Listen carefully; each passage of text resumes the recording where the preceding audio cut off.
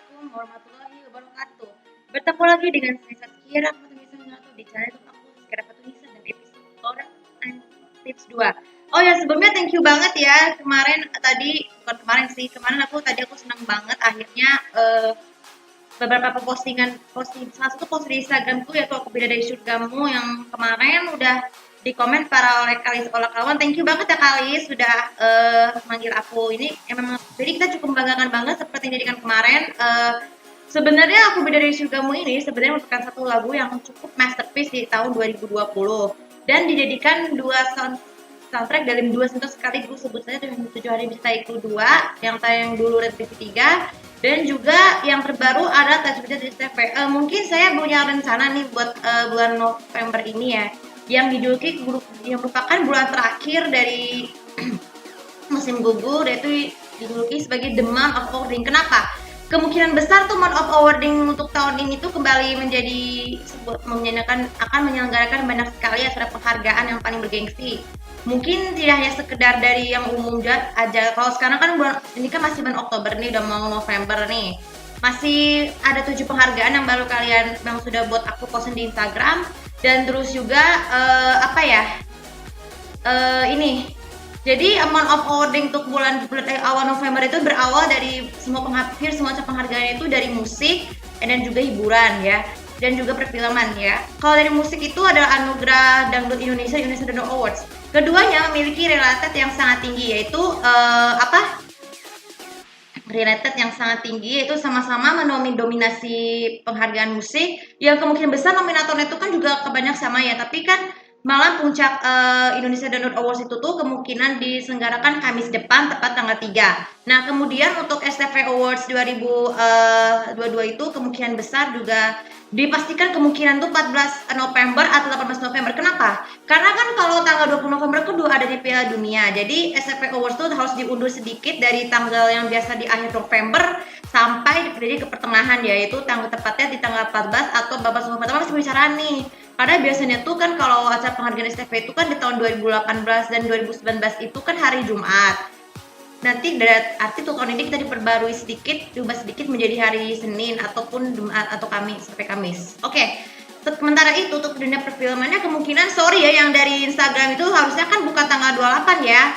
Yang Sunday itu juga benar, tapi yang salah itu adalah tanggalnya. Harusnya November itu di akhir tanggal 20 hari Senin ya. Hari Senin bukan hari Minggu. Maaf ya, nih tolong yang dari Instagram Indonesia Television Movie Actors Award tolong diperbaiki ya. Terus saya Indonesia Movie Actors Award masih dari perfilman, ada yang paling umum itu adalah Festival Film Bandung dan Indonesia.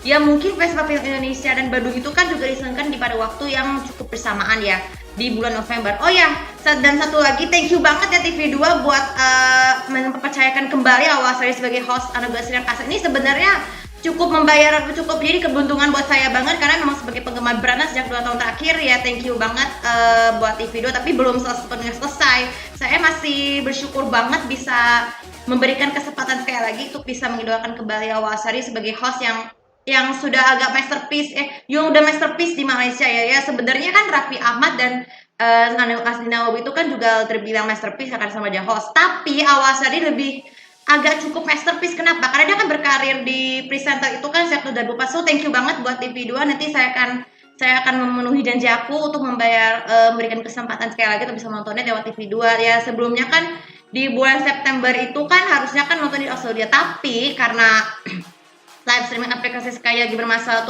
untuk daerah Brunei sama luar Malaysia yang lain, jadinya aku berasa senang banget bisa bersemangat kembali seperti biasa ya. Ya ini memang sebagai penutup acara penghargaan di bulan Oktober ini ya.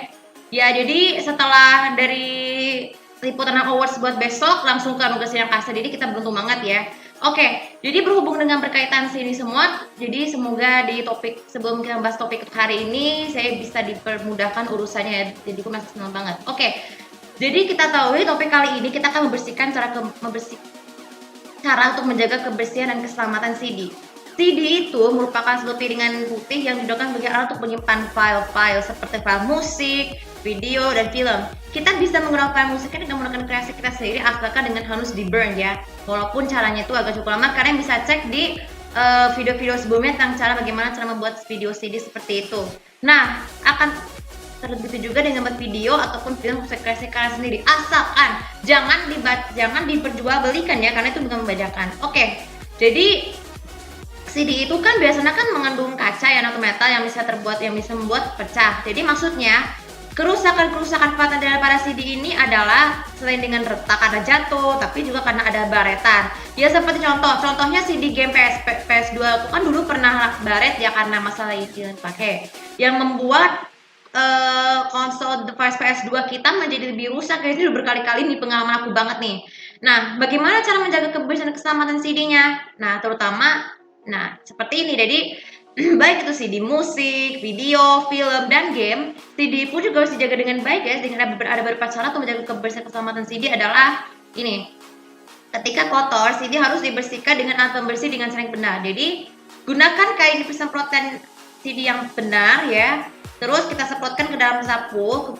Jadinya kemudian bersihkan dengan kain dengan kain lembut. Supaya kenapa kok kain kasar? Kain lembut itu bertujuan untuk menghilangkan kotoran-kotoran yang ada di CD tersebut. Nah, kemudian setelah itu simpan CD tersebut dengan bersih, asalkan tidak boleh terlalu jatuh dan tidak boleh menyentuh bagian permukaannya, supaya tangan itu kan kotor, supaya tangan kotor dari tangan tersebut tidak mengotori CD-nya ya. Kemudian yang kedua, cara untuk menjaga kebersihan CD adalah hindari CD dari paparan sinar suhu panas dingin. Suhu panas itu kan bisa membuat CD kita tuh cepat baret kalau kita ada jendela. Begitu juga udara dingin itu juga membuat CD baret. Maka itu jauhkan CD kosong CD tersebut dari panas matahari ataupun udara yang terlalu dingin supaya tidak cepat rusak. Apalagi kalau ada kipas angin kan CD itu kan bisa cepat rusak dan pecah. Kemudian yang ketiga, pastikan setelah membeli CD harus selalu membeli dompet CD-nya. Dompet CD bertujuan untuk melindungi CD kita itu dari benturan, terus menyimpan dengan aman. Jadi kan kalau kita biasanya kan banyak orang nih yang nyimpan CD-nya tuh dari sampul CD tuh ke tempat sembarangan. Dan itu juga tidak baik. Kenapa? Karena tuh kalau bisa dijaga dengan itu bisa pecah. Makanya dengan cara yang paling aman adalah baru sebanyak membeli banyak CD, dompet CD yang bisa mengisikan lebih banyak CD, bisa yang 4, bisa 2, supaya tertangan rapi. Kemudian yang keempat, pastikan CD tersebut tidak boleh CD itu dipasang dengan cara yang benar ya. Dengan jari telunjuk ini masuk ke dalam lubang CD-nya dan letakkan di sini. Jangan dimasukkan pegang ke dalam sini supaya tidak cepat rusak ya. Karena terlalu banyak menyentuh komponen DVD player tersebut. Terutama ketika menyimpan CD-nya, setelah selesai digunakan harus selalu dibiasakan taruh di dompet CD dan menaruh kembali di lemari yang lebih aman supaya tidak jatuh. Dan yang paling terakhir dan paling penting sekali adalah ketika CD diputar, jangan membiasakan melakukan seek, dan forward secara berulang-ulang. Ini pengalaman aku banget nih.